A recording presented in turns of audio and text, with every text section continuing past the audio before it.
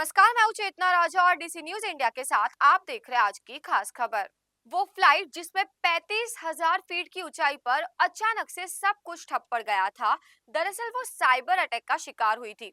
आपको बता दूं कि वियना से दिल्ली आ रही एयर इंडिया की फ्लाइट अचानक नेविगेशन फेलियर का शिकार हो गई और अब सामने आया एक चौंकाने वाला सच। जी हाँ, ये हादसा किसी तकनीकी गड़बड़ी का नहीं बल्कि साइबर अटैक का नतीजा था।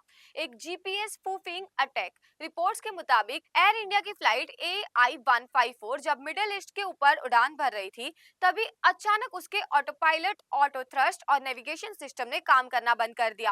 फ्लाइट में बैठे यात्रियों को कुछ समझ नहीं आ रहा था, जबकि कॉकपिट में पायलट्स मैनुअल कंट्रोल में विमान को स्थिर रखने की जद्दोजहद कर रहे थे। बाद में जांच में अब खुलासा हुआ कि फ्लाइट जीपीएस स्पूफिंग का शिकार हो गई थी। अब सवाल है कि आखिर ये जीपीएस स्पूफिंग है क्या?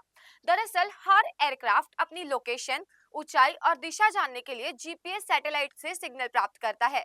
लेकिन जब कोई हैकर या दुश्मन देश जमीन से फेक सैटेलाइट सिग्नल भेजता है, तो जो असली सिग्नल से ज्यादा ताकतवर या बेहतर टाइम्ड होता है, तो विमान का सिस्टम धोखा खा जाता है। उसे गलत लोकेशन, एल्टीट्यूड और दिशा दिखने लगती है। पायलट्स को लगता है कि वे सही रास्ते पर है, लेकिन विमान असल में किसी और दिशा में जा रहा होता है।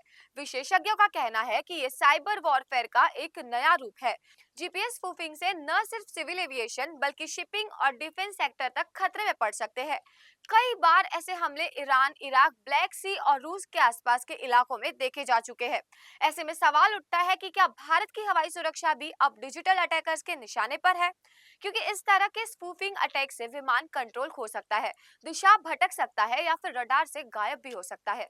गनीमत रही कि एयर इंडिया के दोनों पायलट्स ने सूझबूझ और अनुभव से फ्लाइट्स को मैन्युअली ऑपरेट किया और दुबई में फुल इमरजेंसी लैंडिंग कराई। बिना किसी नुकसान के सैकड़ों यात्रियों की जान बच गई।